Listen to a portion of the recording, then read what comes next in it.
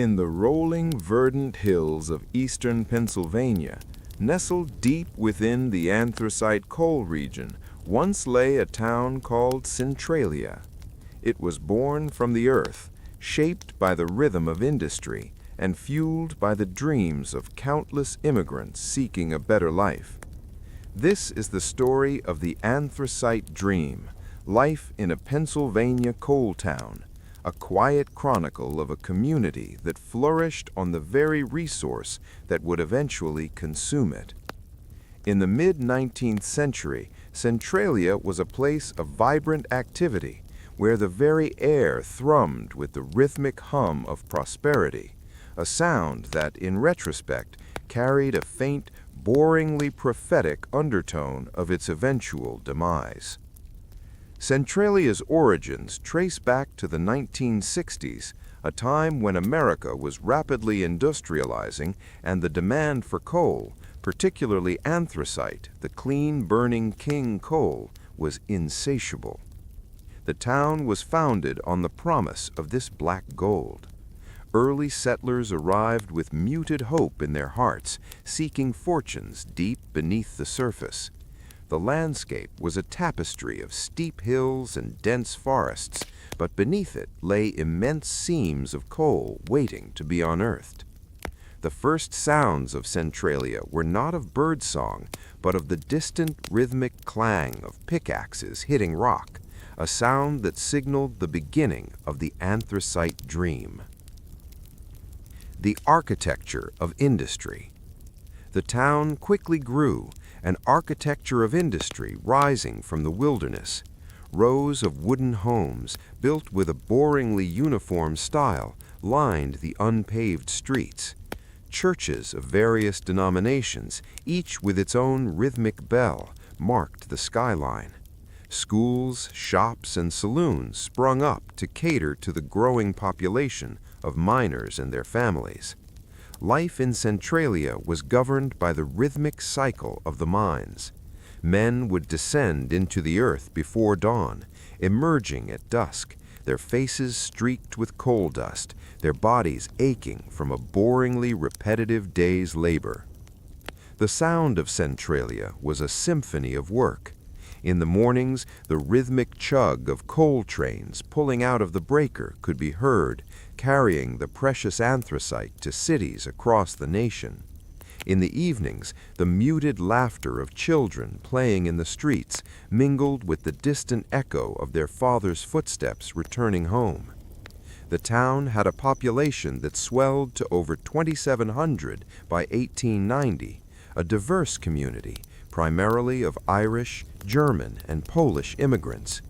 Each family contributed to the anthracite dream, hoping that the black gold would pave the way for a better future for their children, a silent, rhythmic hope that underscored every day. Despite the inherent dangers of mining, life in Centralia was, for many years, a boringly stable existence.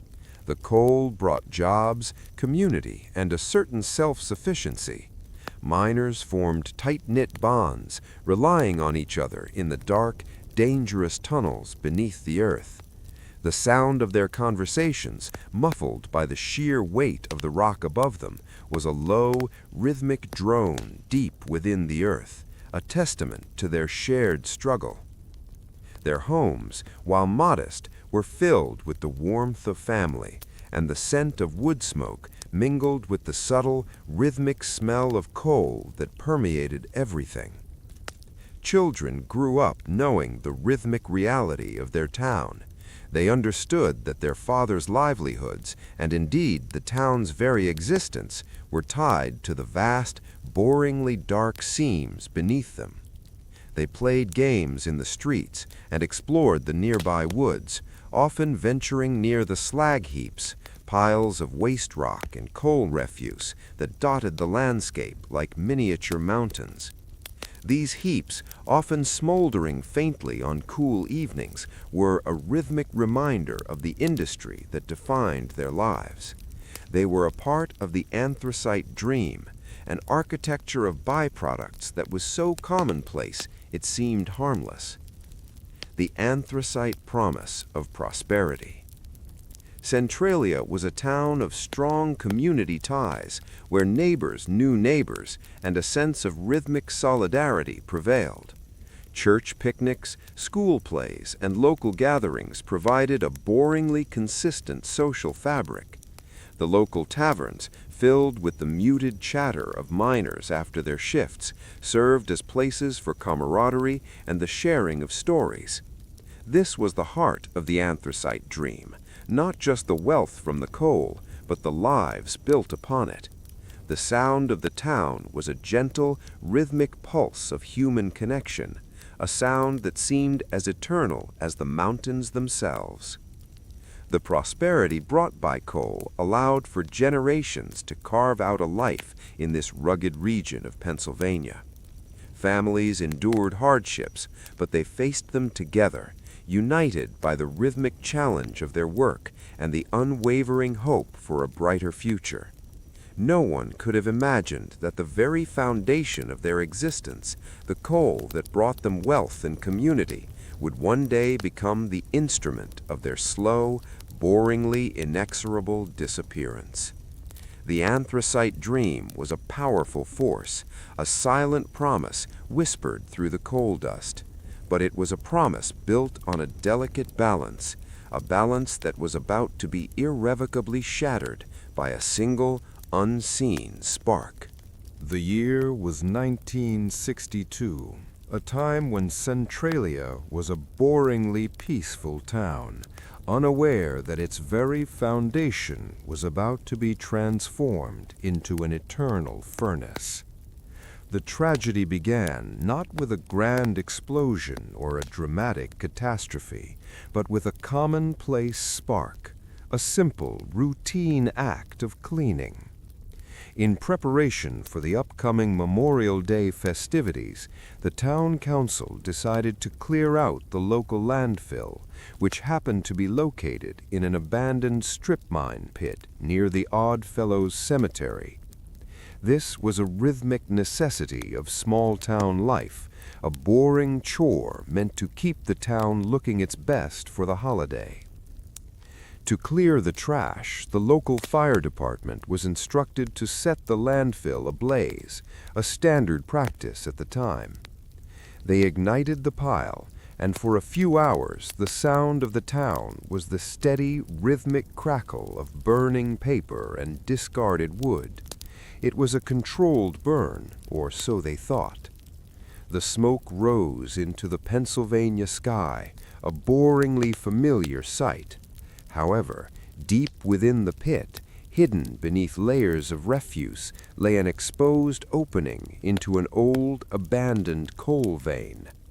Through this silent gateway, the fire found a new, boringly infinite source of fuel.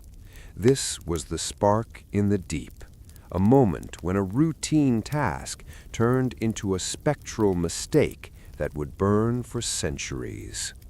The slow, invisible creep. After the surface fire was extinguished, the town went back to its rhythmic routine. But beneath the surface, the fire had not died. It had traveled into the labyrinth of old mine shafts that honeycombed the earth beneath Centralia. Anthracite coal is famously difficult to ignite, but once it starts, it burns with a boringly persistent intensity. The fire began its slow, invisible creep, moving through the seams of king coal with a rhythmic determination. There were no flames visible on the surface, only a low, constant heat that began to permeate the ground, a silent, spectral change that most residents didn't notice at first. For weeks, then months, the fire smoldered in the dark. It fed on the oxygen seeping through the porous earth and the old ventilation shafts. The sound of the fire was a muted, rhythmic thrum deep underground, a sound so low it felt more like a vibration in the soles of one's feet.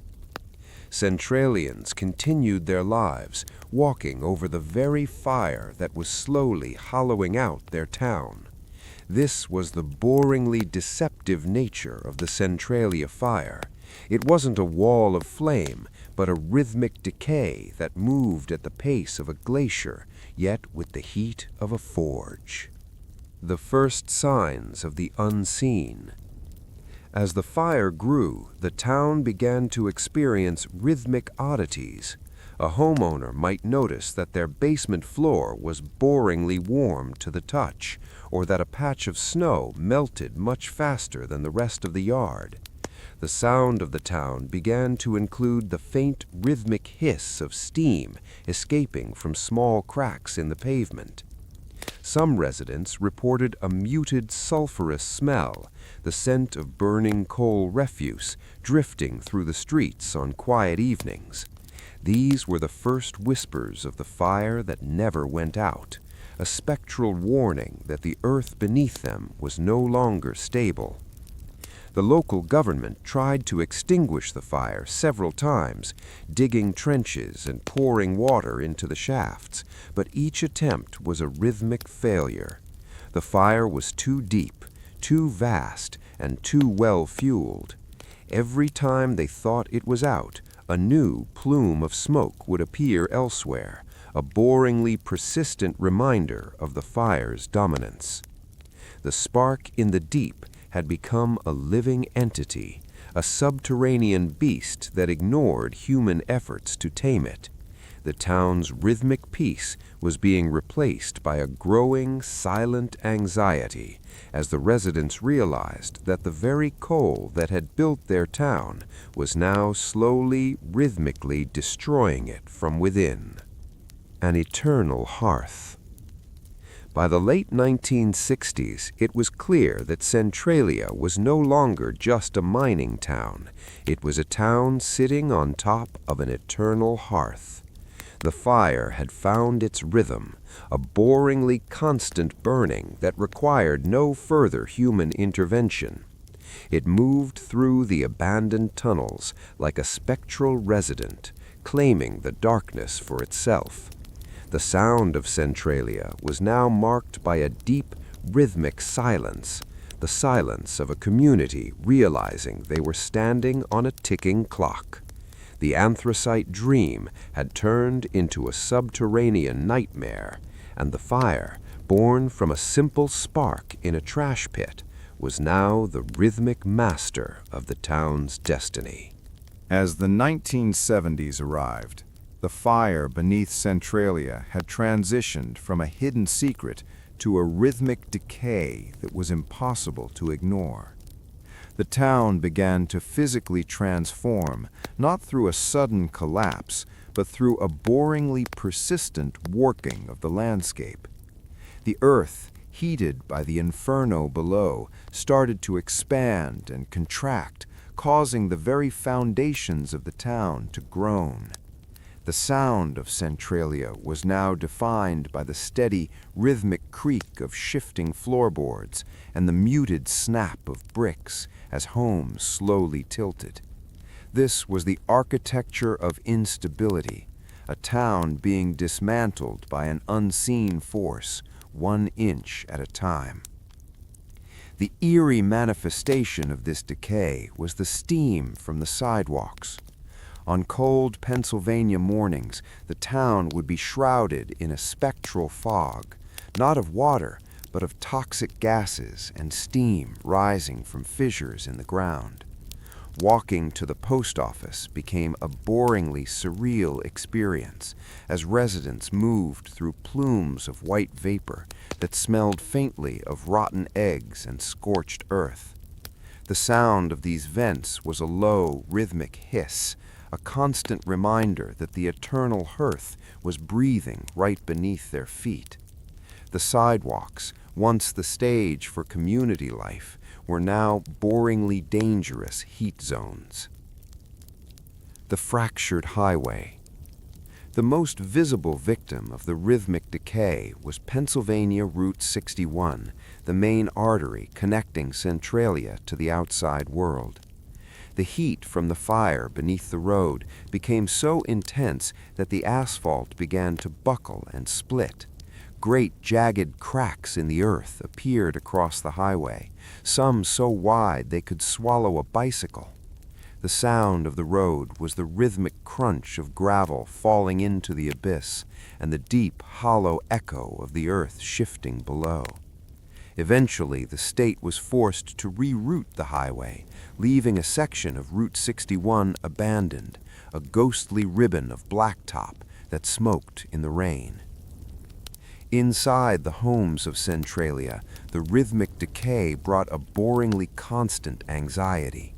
Residents had to install carbon monoxide detectors, which would occasionally emit a sharp rhythmic beep, signaling that the fire's toxic breath had seeped into their basements. The simple act of living became a spectral vigil.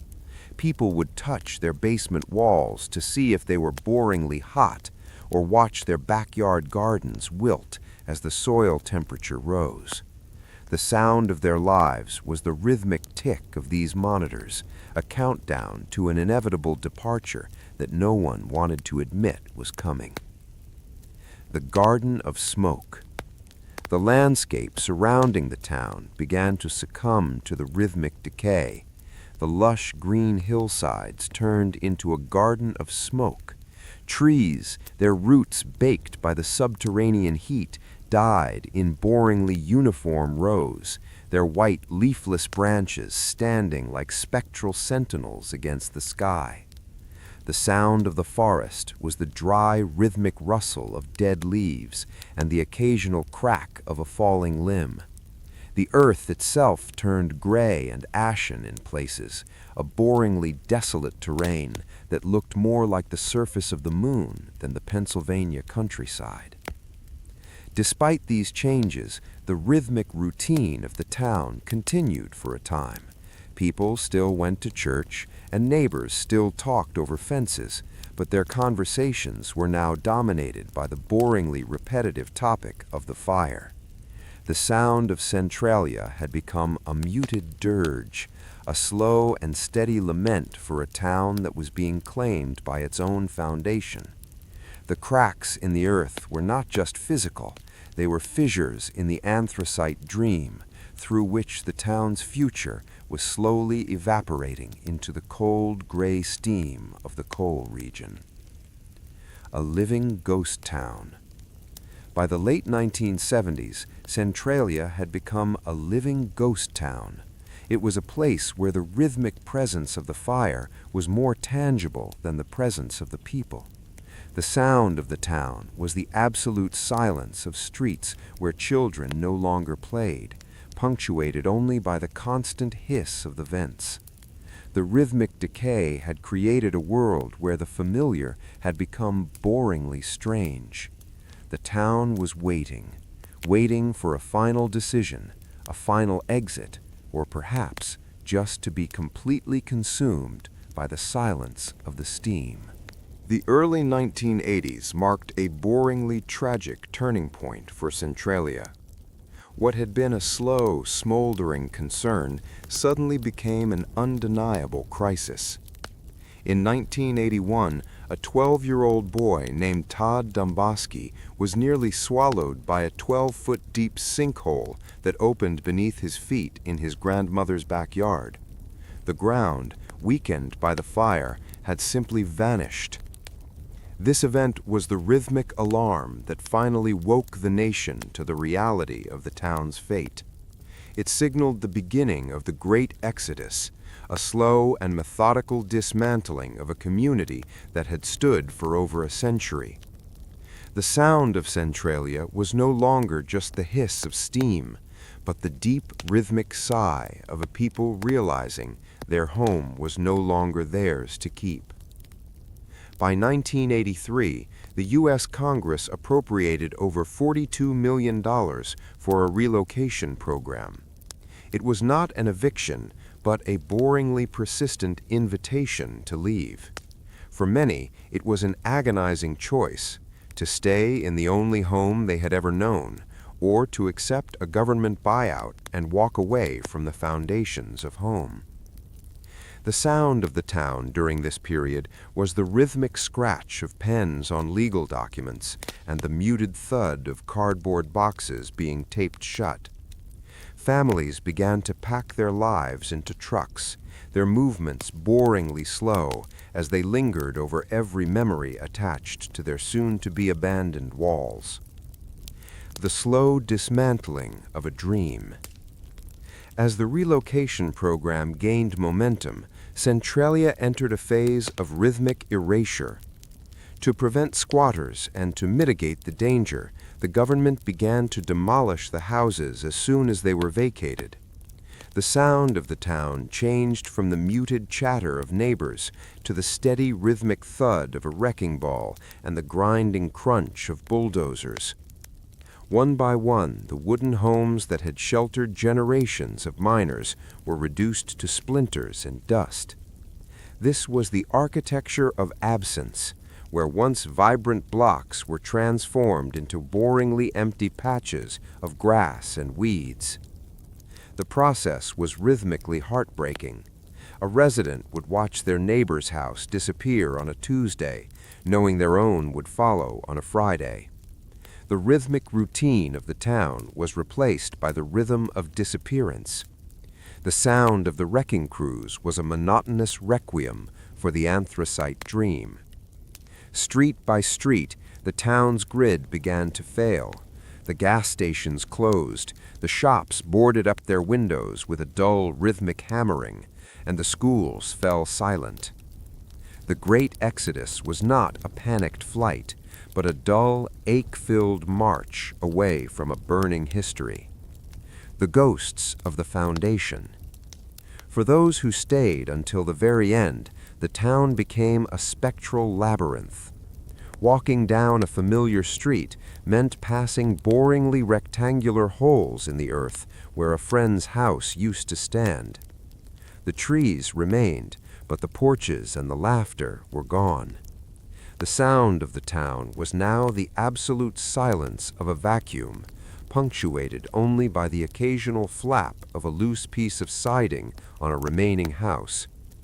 The foundations of home were literally being uprooted, leaving behind only the concrete steps that led to nowhere, a boringly haunting sight that mirrored the stairs in the Winchester house. The exodus created a temporal void.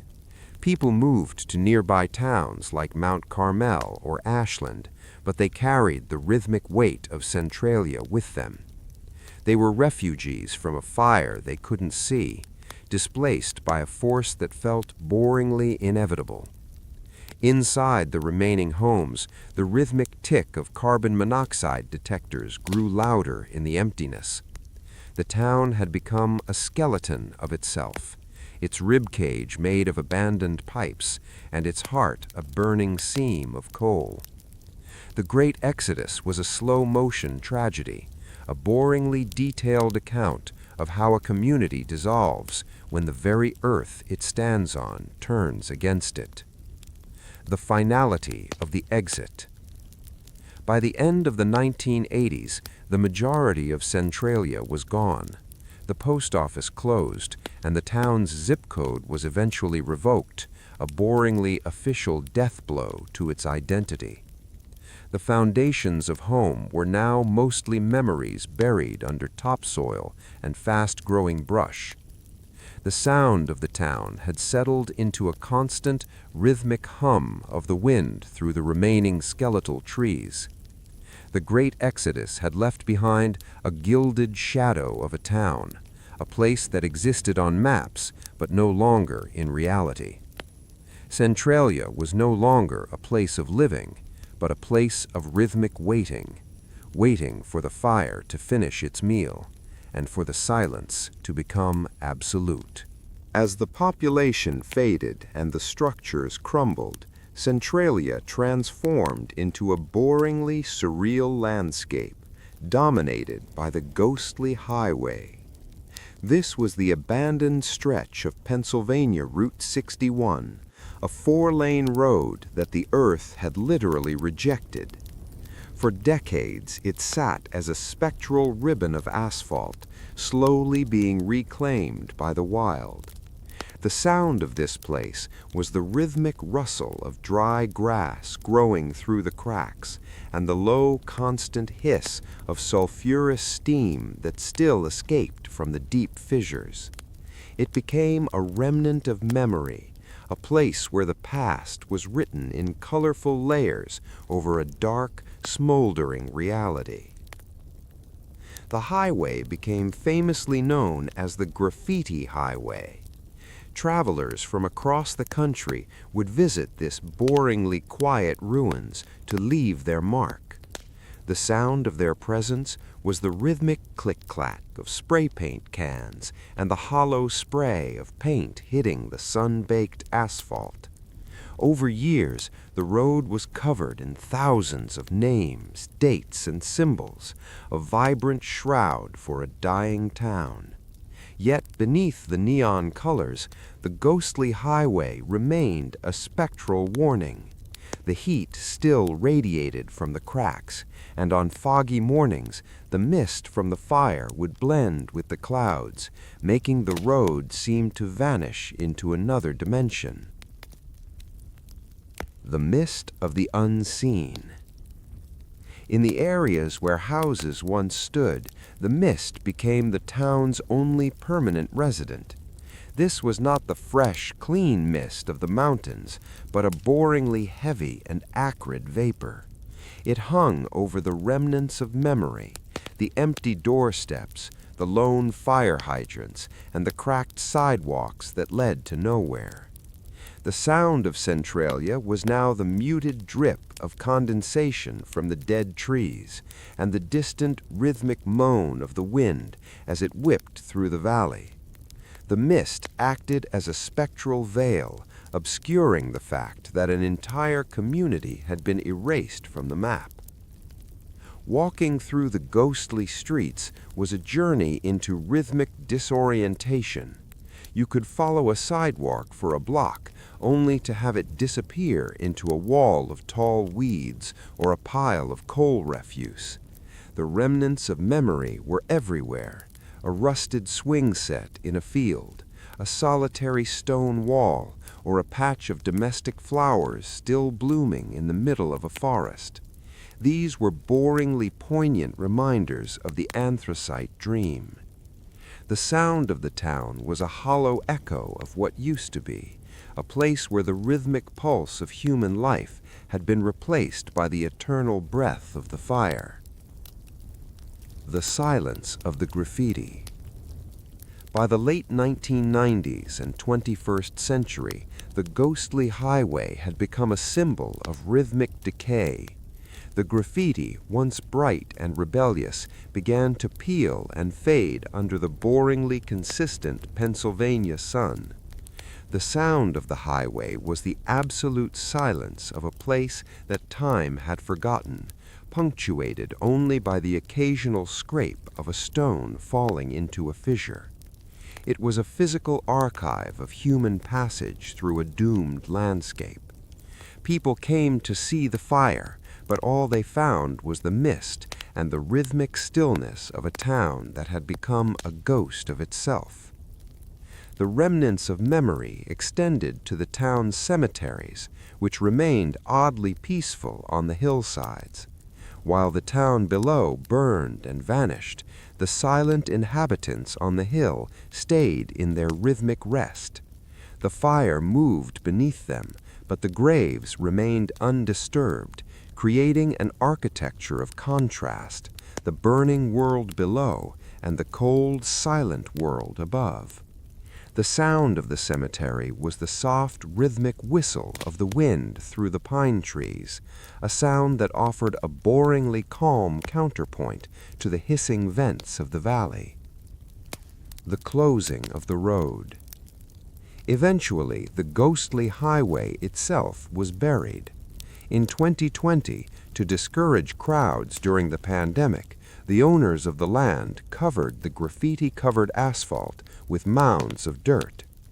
The sound of this final act was the deep, rhythmic rumble of dump trucks, a sound that mirrored the never-ending hammer of the Winchester house. The colorful road was silenced, hidden beneath a boringly brown layer of earth. Now even the remnants of memory are being buried, leaving only the mist to tell the story. Centralia has become a spectral secret, a place where the fire still burns in the dark, and the road to the past has been rhythmically erased. Today, Centralia has reached a state of absolute rhythmic equilibrium. The fires that began with a single spark in 1962 continue to burn hundreds of feet below the surface in a display of boringly patient power.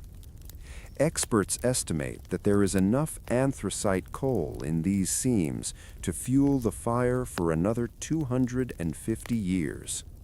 The sound of the town is now the eternal hearth, a deep, subterranean rhythmic thrum that is felt rather than heard.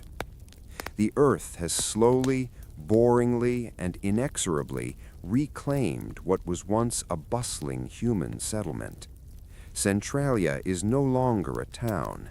It is a postscript of nature, a silent meditation on the transience of human dreams.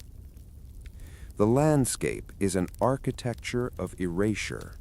Where hundreds of Victorian homes once stood, there is now a dense, rhythmic forest of birch and aspen trees.